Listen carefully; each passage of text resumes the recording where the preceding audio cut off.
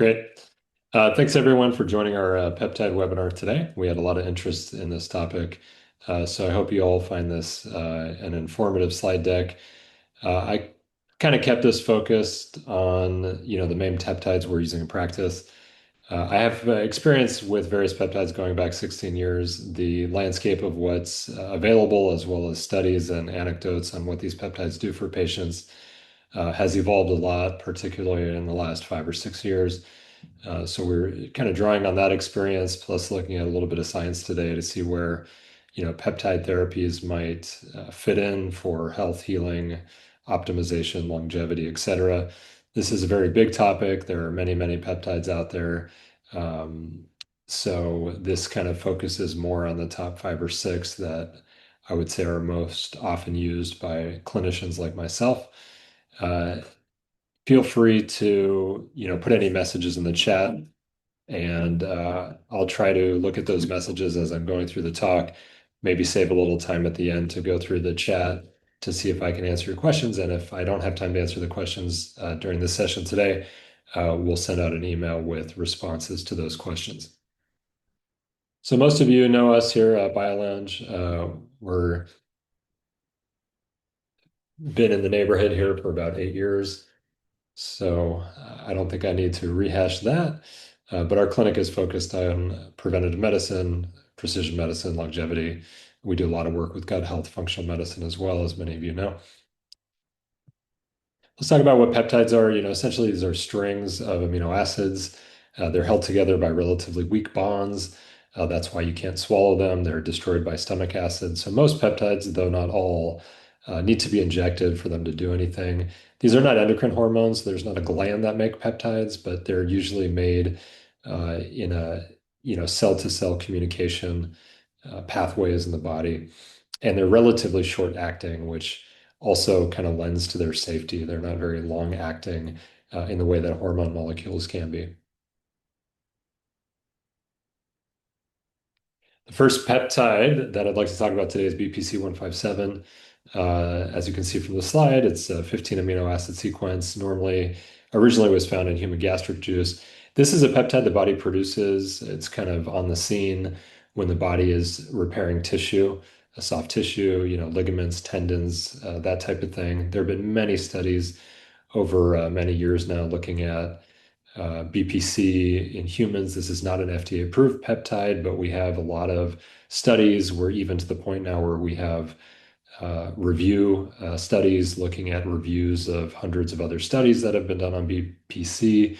It stands for body protective compound. What this peptide seems to do is it seems to upregulate repair of soft tissues. So this is a peptide that comes into play clinically if people have, I think most obviously, injury.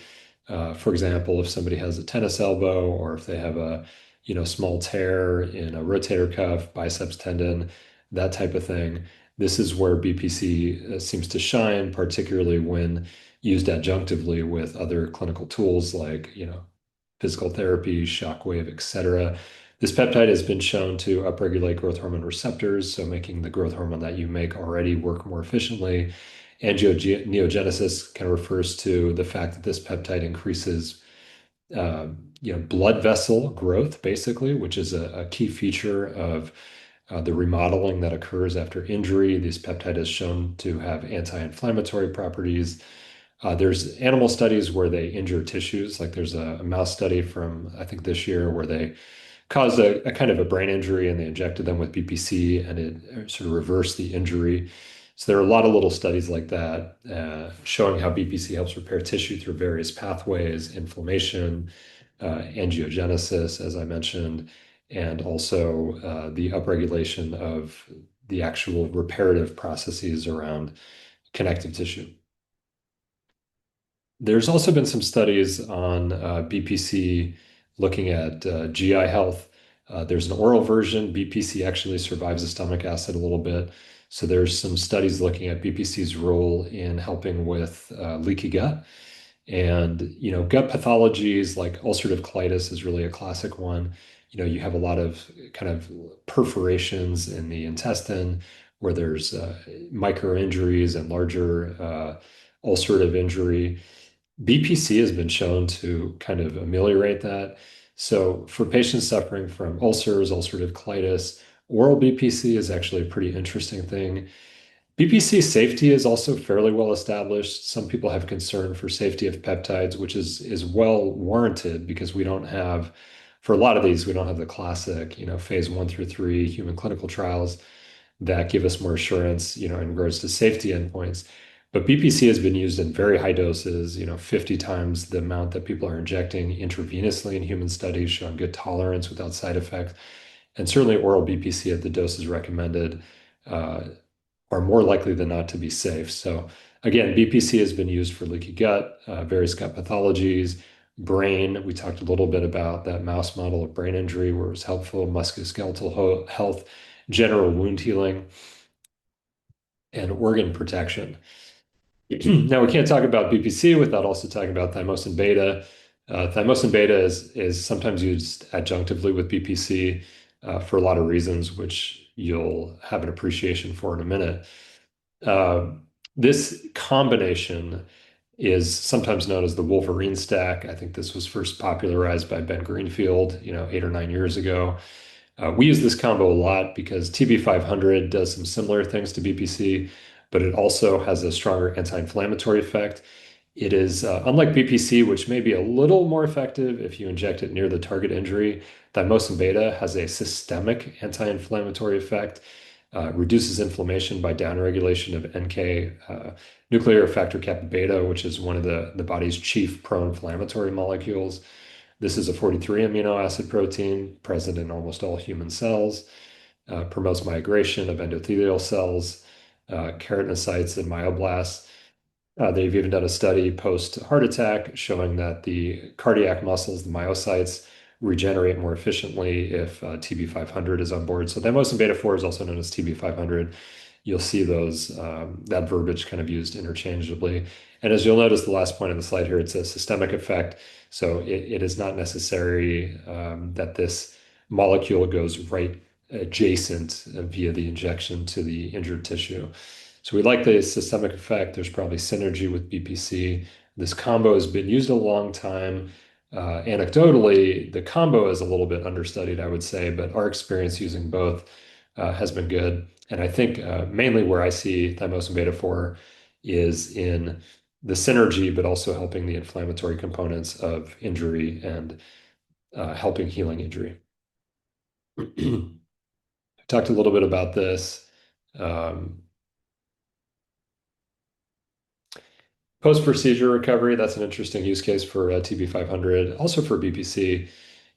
Patients who have elective surgery, anything from breast augmentation to maybe a hip or knee replacement, might benefit from upregulating some of these reparative pathways post some type of elective surgery.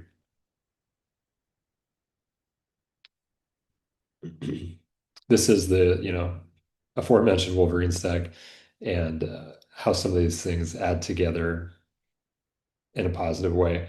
I should say, and I'll talk a little bit about dosing later, but BPC and TB500 are generally used shorter term to kind of help that healing and remodeling process after injury. So in the patients I've prescribed this to, I've recommended they do this for 2 or 3 months. I'll give you a quick case study while I'm going through here. And there are many, we've had older and younger patients on BPC, but the case that I'm thinking of is I had a young guy come into my practice about 6 years ago, and we were just starting to use BPC around that time. And he was a minor league pitcher. And during the pitching season, he would have tendinopathy. He would have sort of a pitcher's elbow type of thing, which is not uncommon with repetitive use, ligament, disorganization, tendon disorganization that happens with repetitive sports. And we put him on BPC TB500 seasonally. So while he was pitching, we did this for 2 or 3 years. And there was a certain point, I'm not sure what happened, but I didn't see him after the 3 years that we worked together. Maybe he moved to college or something. But basically, when this guy was injecting BPC and TB500 during the season, he wasn't getting that, seasonal tendonitis that he had. And then when he was off season, we had him take a break from these things. So that was one case where it very clearly seemed to help a longer standing issue that he had around tendonitis. secondary to athletics. So that takes us to the next section, which is one of the peptide categories that has been around the longest, actually. When I started with peptides 16 years ago, most of what we had were growth hormone peptides. Your body makes growth hormone in the pituitary gland. It stores it, and it decides when to release it. But you can nudge the pituitary to release more growth hormone with peptides, and that class of things that causes your body to make or release more of its own growth hormone are called secretagogues. So we have several different types of secretagogue peptides with, in some cases, 30, 40 years of research. We have drugs like ibutamoren, ipamorelin, CJC, tesamorelin, sermorelin, et cetera. When I started, mostly we had something called sermorelin and GRHP. And the combo was worked okay. Some people are still hearing about sermorelin maybe for the first time. Sermorelin really doesn't work that great. It has a very short half-life. I'll get into some of the effects and half-lives of these products. Also, if you use a drug like sermorelin, your body can block the effect of it through a feedback mechanism, which has to do with a hormone your body makes called somatostatin. If you're injecting yourself with too many secretagogue peptides. Long story short, there's been some evolution in growth hormone secretagogue peptides, and the FDA has even approved one called tesamorelin. So the response for the release in growth hormone is fairly predictable with these peptides. It's 30 to 80% increase in IGF-1, which is the blood marker we look at clinically to kind of assess growth hormone status. There are many potential reasons to use growth hormone peptides or human growth hormone. The real human growth hormone has a lot of drawbacks. Real HGH is almost impossible to prescribe. It's one of the only drugs you cannot prescribe off label. You can only prescribe it for 4 or 5 diagnoses. And those diagnoses are usually not something that a primary care doctor or someone like myself can arrive at. You need to prove a patient has adult onset growth hormone deficiency, or they have AIDS wasting syndrome, or they have a childhood pituitary tumor. Those are some of the reasons why clinically you could actually prescribe human growth hormone. It's also $800 or $900 a month, even if you can get it. So, and then there are cancer concerns because real HGH can, double or triple or quadruple your human growth hormone levels. And there are historic concerns around getting very super physiologic with human growth hormone and potential implications for cancer because cancer cells can be stimulated by human growth hormone. So the advantage of the peptides is they're more gentle nudges on IGF-1 and growth hormone. They increase, as I mentioned earlier, human growth hormone maybe 30 to 80%. So getting somebody more into a normal range versus getting into these, potentially more risky super physiologic ranges that can cause side effects, not just potentially cancer, but you can get other problems with lots of growth hormone like high insulin, muscle aches or pains, neuralgias, irritability, fluid retention. Those are all side effects of higher doses of real human growth hormone.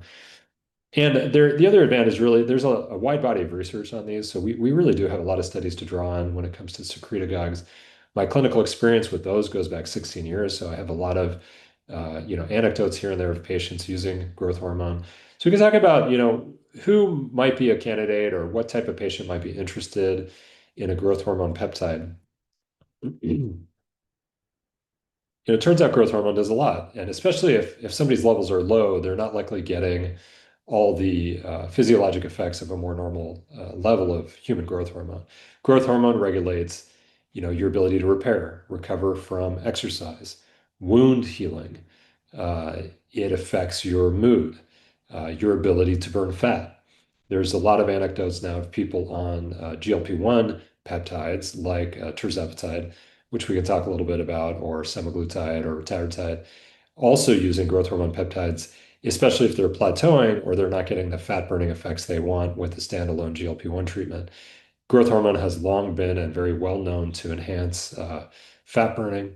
So here you can see the second point here, lipolysis and body composition may help improve collagen, may help cognitive function. And using these peptides, in some cases, can increase even above 40%, as I mentioned earlier, 80% with tesamorelin. So all those things happen when people inject growth hormone peptides.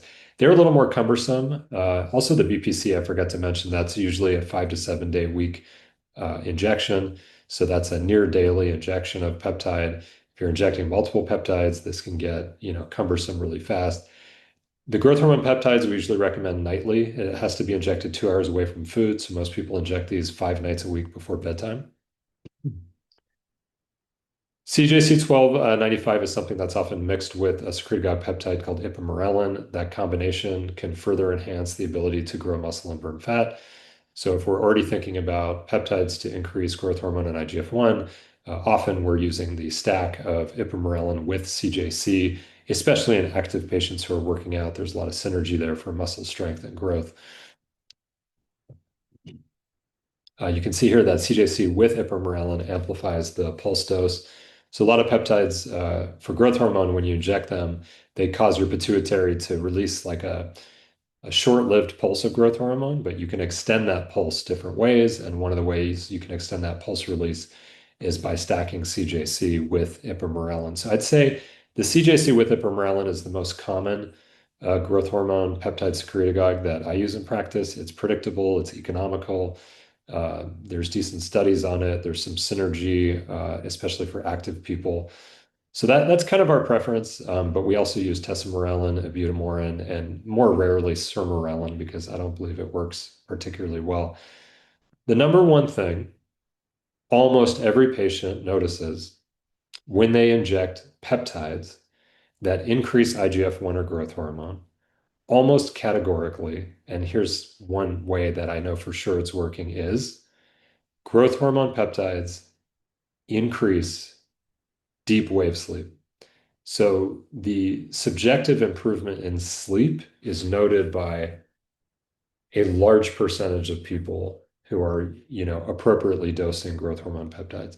In some cases, we may prescribe it just for sleep, and I've done that with good results over the years.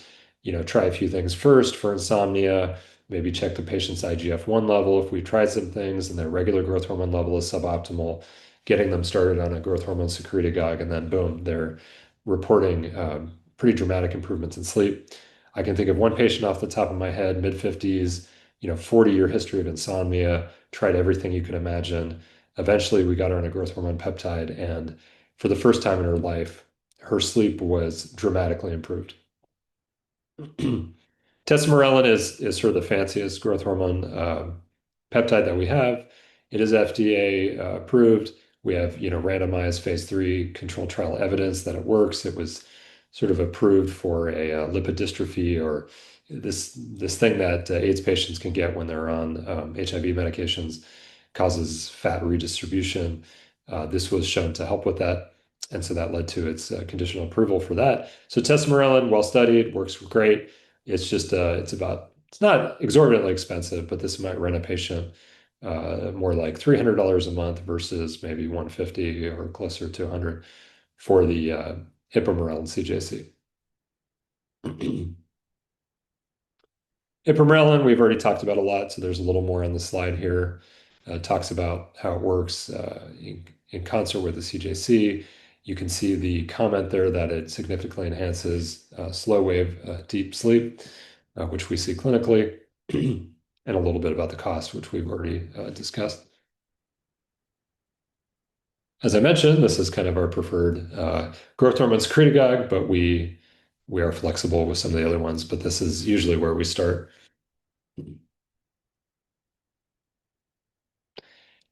This is a slide to highlight what I mentioned earlier, which is, sometimes the issues with GLP-1s is, patients plateau, or maybe they're not burning fat and gaining muscle in the right way, or they're maybe losing weight, but they're not retaining muscle mass as efficiently. Those are all potential reasons to continue a stack of a traditional GLP-1 like tirzepatide or semaglutide with something like ipamorelin CJC. And we know a lot of people on GLP-1s, not our patients so much because they're doing a lot of the right things, but a lot of people on GLP-1s, particularly semaglutide, might lose weight, but they might lose a lot of muscle mass in the process.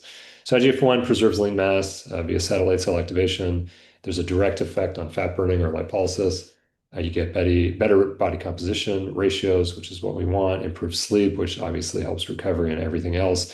A lot of, some degree of weight gain is due to cortisol imbalance as well. So kind of shifting that balance to anabolic versus catabolic with something like a peptide, supporting sleep further so there's better recovery, less cortisol at night.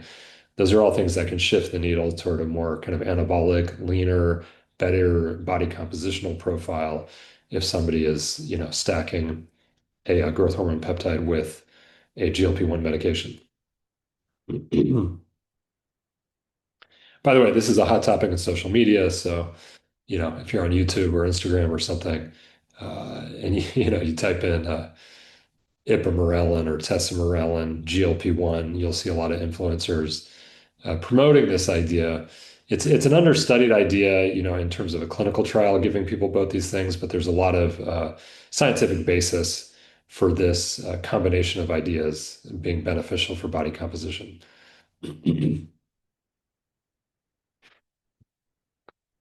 That takes us to GHKCU, which is known as the copper peptide. This has also garnered a lot of interest recently. Your body needs this copper peptide to make collagen. Copper itself is a substrate for making collagen, along with vitamin C and some other amino acids. There have been studies, mostly in animals, but also some human skin studies, where GHKCU is used for collagen stimulation, hair regrowth, and wound healing, among other things. It's got a lot of interesting biological effects in the body. Your body makes this. Your body makes a lot of these peptides, not all of them, but it makes either the identical peptide chain or very similar things. GHKCU is made by the body specifically to help with repair, regeneration, wound healing, etc. We've had access to this one for a little while. Compound pharmacies that we work with make various GHKCU creams, which we'll talk about. They can combine them with multiple things. We have a lot of patients on these kind of anti-aging creams with GHKCU. More recently, we have some people injecting GHKCU for the purpose of maybe helping skin or collagen systemically. The human data on injectable GHKCU is definitely lacking. The topical data is a little better, so it's kind of early days to know what injecting GHKCU does for like your face, for example. But there is a lot of enthusiasm for this right now because the topical versions in animal studies kind of highlight the mechanisms for this, which are definitely getting people excited. GHKCU increases skin thickness, elasticity, the density of collagen, reduces fine lines and wrinkles. It can stimulate the follicle to possibly help a little bit with hair growth, accelerates wound healing, fibroblast migration, maybe some synergy with BPC. In fact, there are some products we'll talk about later that stack BPC with GHKCU and TB500. And some of our patients are using that stack. It's called Glow. There's some lung studies. It has some anti-inflammatory effects, which are well known. Again, nuclear factor kappa beta, TNF alpha, IL-6. Those are all very pro-inflammatory cytokines. IL-10 is an anti-inflammatory cytokine that it upregulates. It may help growth factors, it may be protective. So a lot of science on this peptide. Very interesting.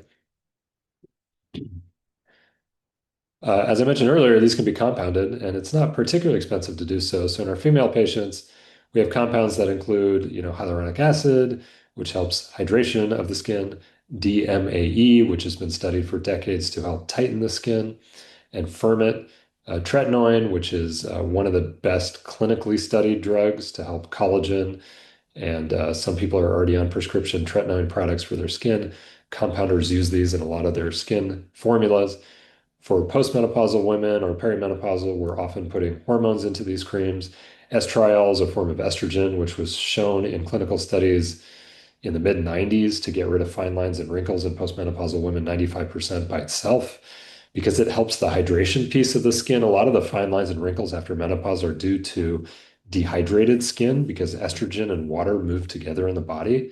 When estrogen levels go from 400 to 5, it can really affect hydration, dry eyes, dry skin, vaginal dryness, dry joints. Those are things that go with estrogen deficiency. So putting estrogen back into those tissues directly can be really beneficial.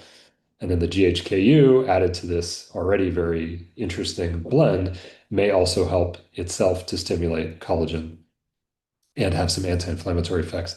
I had a patient 2 days ago who was using, actually a young guy, 21 years old, and he felt like the GHKCU he was getting was helping his acne.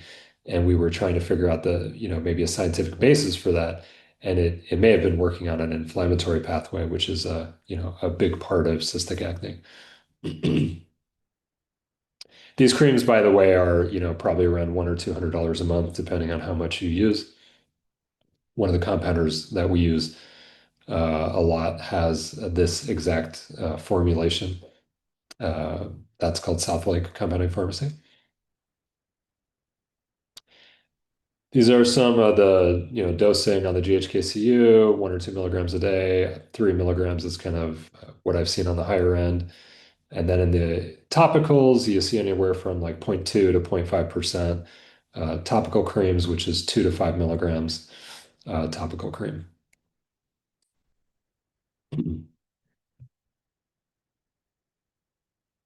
There's probably 20 things I could have talked about next, but I'm going to keep it to this shorter list of five or so, uh, what I'm calling more novel or emerging peptides.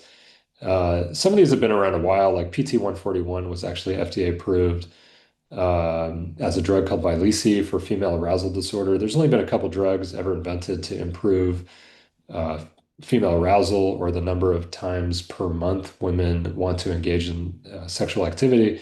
PT-141 is one of those drugs. The peptide has been around forever, and we've used it. That's one I've used going back 15 or 16 years as well. That is one that can really help both men and women feel friskier. If injected before intercourse, it can help with definitely with libido. When men use it, it can help increase frequency of spontaneous erection. It can cause some nausea, which is usually transient for about 20 minutes or so. It should not be combined with alcohol. And you can only do up to like 8 injections per month. So we can talk more about PT-141. The other ones are a little newer, like MOTS and SS31 and KPV, which we'll talk about. SS31 is about to be approved, probably within the next couple of years by FDA.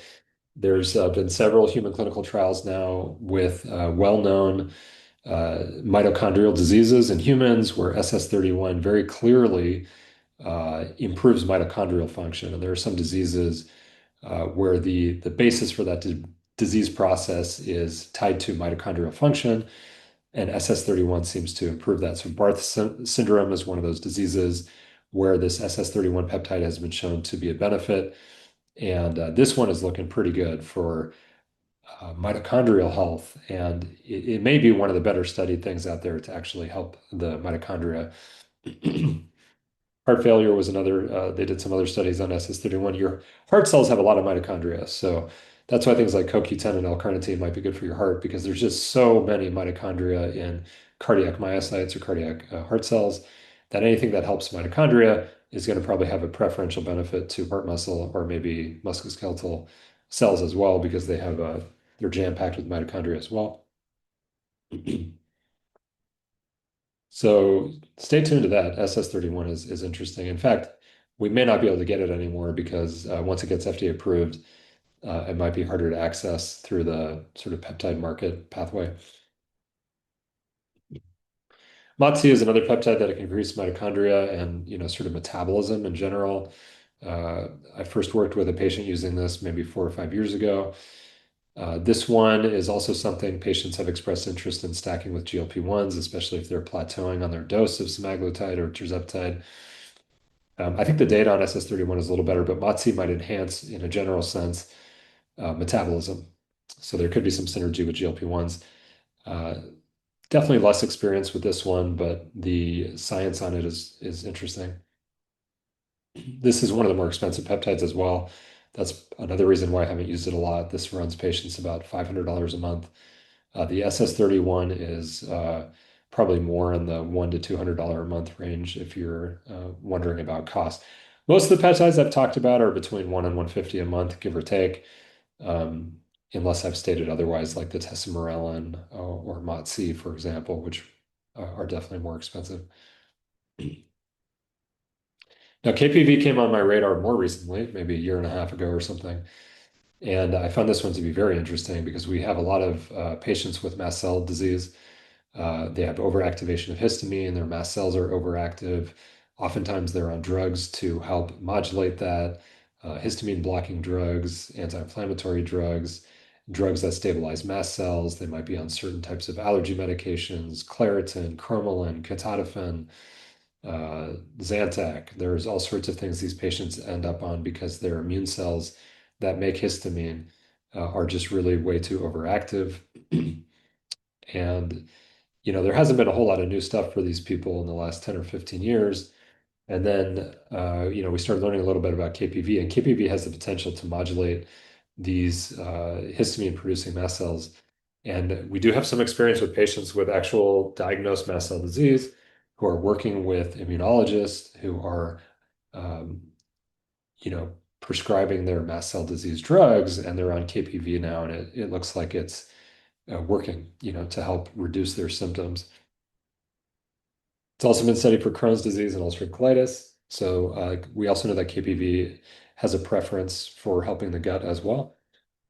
So for those folks that are afflicted with autoimmune,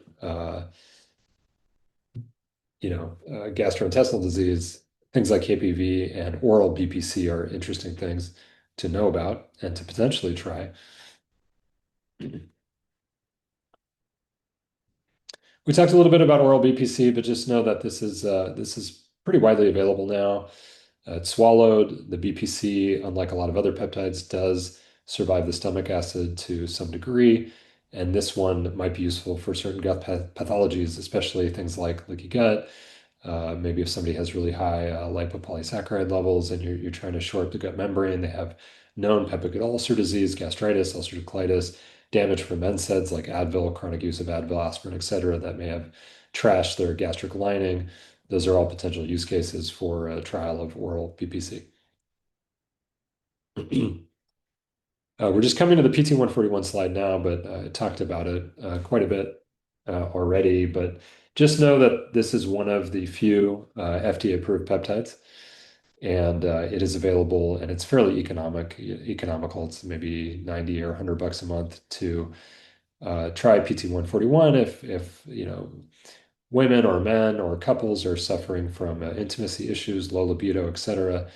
This is a FDA approved that can increase arousal. It's derived from it's kind of an interesting story. There was a peptide we had a long time ago called melanotan, and people used it to get 2 or 3 shades darker. If somebody was going to Hawaii in the middle of the winter and they were, nice and pasty from living in Oregon, they would inject melanotan, get a few shades darker, then go to Hawaii so they wouldn't get a sunburn. And I remember prescribing that 15 years ago. But they would have this interesting side effect where they would feel frisky or men would start getting spontaneous erections. And eventually they were able to tease out the, sequence that caused tanning versus the sequence that caused libido enhancement. And that became known as bremelanotide, and which is now PT-141 or Vyleesi. All these peptides are derived from a hormone actually your body makes called melanocyte stimulating hormone. That's the hormone that tells the melanocytes in your skin cells to get busy so that your skin gets darker. If you think about it, it's interesting, cultures where they get a lot more sun, where their skin is darker, take like Brazil, for example, maybe there's something going on because there's a lot of dancing in the streets and friskiness. And, my joke was always, the pasty white people in Eastern Europe may not be as frisky as the people in Brazil. Maybe it has something to do with melanin or melanocyte stimulating hormone, but certainly the peptide derivatives enhance libido. There's some definite things to know about in terms of regulation. I mean, most doctors are not prescribing peptides for sure. They're not FDA approved. The peptide market right now is kind of the Wild West. There's really little to no regulation. So when we source peptides, we make sure they can deliver the purity test results as well as toxicity studies. So some of the better companies do that, or they only work with physician offices, but they give us various levels of assurance. It's not the same level of assurance we have when we use a compound pharmacy. Currently, it's as close as we can get. There's an FDA regulatory meeting in July. At the end of that meeting, they may open up some peptides like BPC again for compounding. That would be a little more highly regulated approach. A lot of patients are getting their own peptides online. I don't generally recommend that because there's just a million companies now, and most of the peptide powders are coming from China, which is itself not necessarily bad, but the profiteerism is real and the quality control issues are real. So, be very aware of that.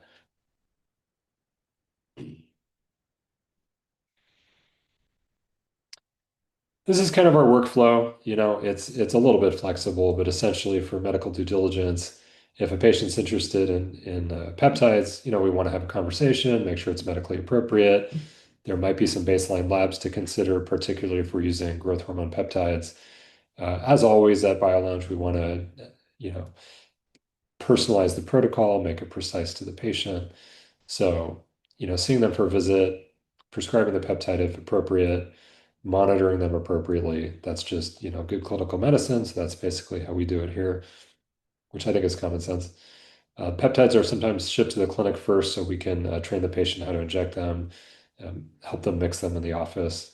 That's kind of how we prefer to do it. We order the peptide at the office, they come in, we get all their questions answered, show them how to self-inject, mix the product, give them all the other things that they need to be able to do this successfully at home.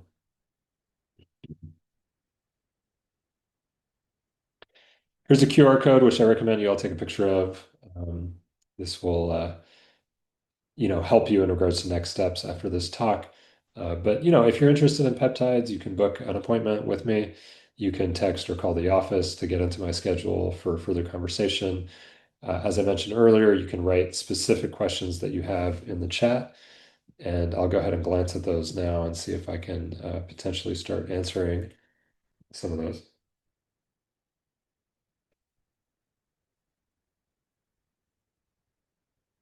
Let's see if I can find the chat here. Bear with me. And thank you, everybody. I really appreciate you tuning into this lecture.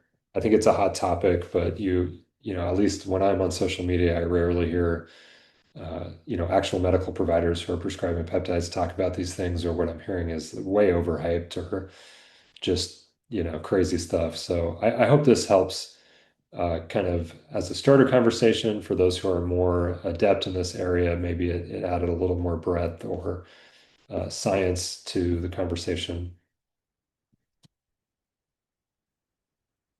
Okay, are all of these sub-Q? Yeah, most peptides are sub-Q injections. These are tiny insulin needles.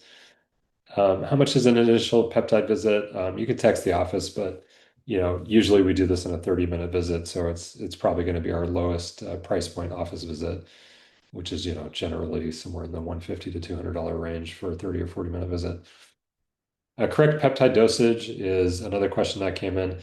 That's based on a lot of things. There are standard doses for some things like BPC, dose ranges, maybe 300 micrograms to a milligram. So a lot of it has to do with patient height, weight, what the nature of the injury is, uh, what we're trying to achieve.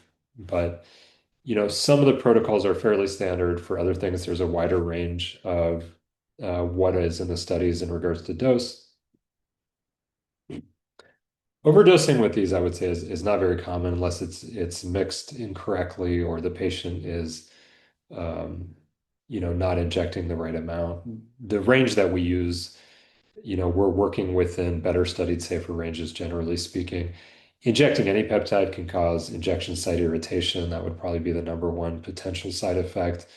And again, like I mentioned earlier, it's a bit of a gray area. So I can't say exactly what all the side effects are for the understudied peptides because they haven't been put through traditional FDA trials. I can just point to what studies have been done in regards to trying to alert people to any potential peptides. So, some people are going to be more gung-ho to try things that are understudied. Other people will be more cautious. And we're here to honor, whatever anyone's perspective is, but to continue to look at the science and see kind of what's out there that might help our patients. So I have another question came in. I was on tirzepatide after several microdoses. I got up to 2.5 milligrams. After the third dose, I had an allergic reaction with lip swelling. Will I ever be able to take this or another peptide again? A more severe reaction to a GLP-1 is a contraindication for GLP-1 treatment. I'm not sure if lip swelling qualifies as a severe reaction.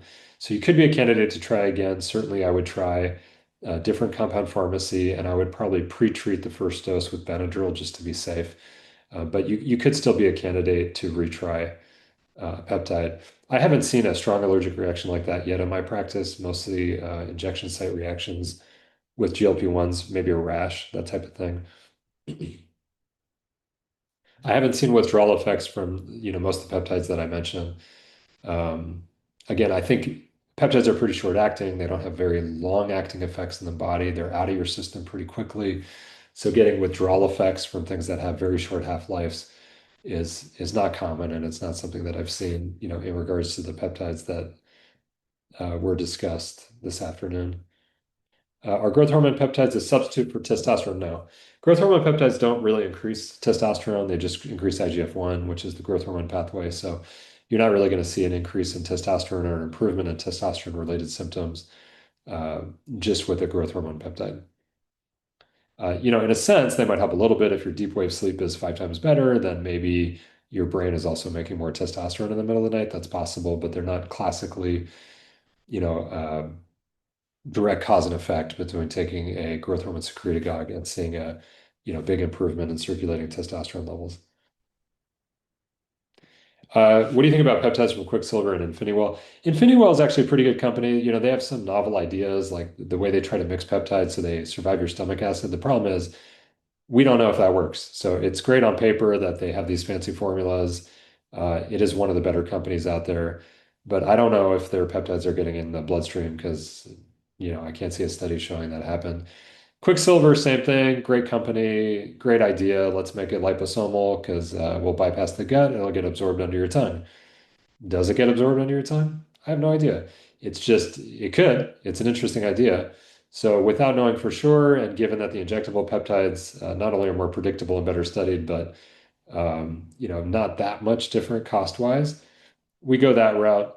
On the other hand, it's not, unsafe to use a, low, moderate dose of a Quicksilver type sublingual peptide. I just don't know if they work. Regarding uh, I think this is CJC 1295. Um, mitogenic, all anabolic hormones can increase the rate of cell division. There's a lot of things on paper that might increase, cancer stem cells, or how your own cells grow and divide. So, a sort of global contraindication to peptides is active cancer because most of these peptides are gentle nudges on what your body already produces. There's not widespread concern about cancer, but active cancer is a contraindication. And things that have a much stronger mitogenic effect, like massive doses of human growth hormone, for example, that's where there's really more cause for concern about, potential effect in that context. But it's also important to check growth hormone levels because if somebody's growth hormone level is already high, you don't want to increase it more than that. So that's, one of those cases where maybe checking labs first before you start to nudge a pathway that could potentially throw somebody overboard for cell growth and division. You want to think about it intelligently. Peptide patches, same thing as the oral InfiniWell products or the Quicksilver. No idea. You're going to see a lot of profiteering in this space.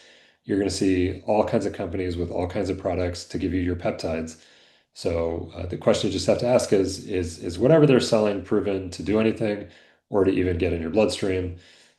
And I suspect the answer is no for most of the stuff that's popping up direct to consumer. Okay, let's see if there's any other questions. How do you know when peptides are working? Um, I think for the growth hormone peptides, it's within a few weeks. For the BPC and soft tissue reparative peptides, it might be, 2 or 3 months. That's a little more ambiguous because some people are doing PT and shockwave and other things along with their peptide injections. But, again, peptides are short acting, so you should notice the effects relatively quick. But if you're trying to regrow a tendon or ligament, obviously, that's something that's going to have a longer horizon to try to evaluate the efficacy. Where do you get most of your peptides? We have a couple vendors that we use. We have one called Alpha Biomed I've been using for a couple of years.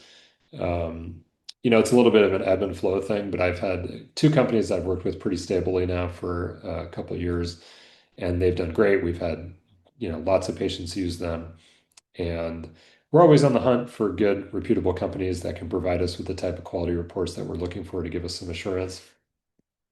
But it's also a bit of the Wild West. I mean, every single day in my inbox, I get an email from a new peptide company I've never heard of trying to convince me to give their peptides to patients. So There's just a lot of noise out there, and we've got to kind of filter through it because, yeah, I think a lot of people see, the potential to make money in this area. So it's you got to be a little bit careful. Jeff, we're at time. Okay, great. So that's going to be all the time I have for to answer your questions, but I really appreciate them. I appreciate you guys all tuning in. Happy to answer any questions I can as best as I can. Um, there's a lot still to learn and know about peptides, and I'm still learning more even every day. But we do have a lot of experience over the years with certain ones, so consider us a resource for this kind of emerging area in medicine. But also know there's a lot of outstanding questions and unknowns. So I hope you all have a great rest of your day, and we really were excited and surprised by the enthusiasm. This is one of we've had lots of webinars, but this one we got a lot of interest. So clearly, people are very interested in this topic. So maybe we'll do another one. And I'm going to go back to work. I got a few more patients, and then I got to go pick up my kids. So we'll see you guys later. Bye, everyone.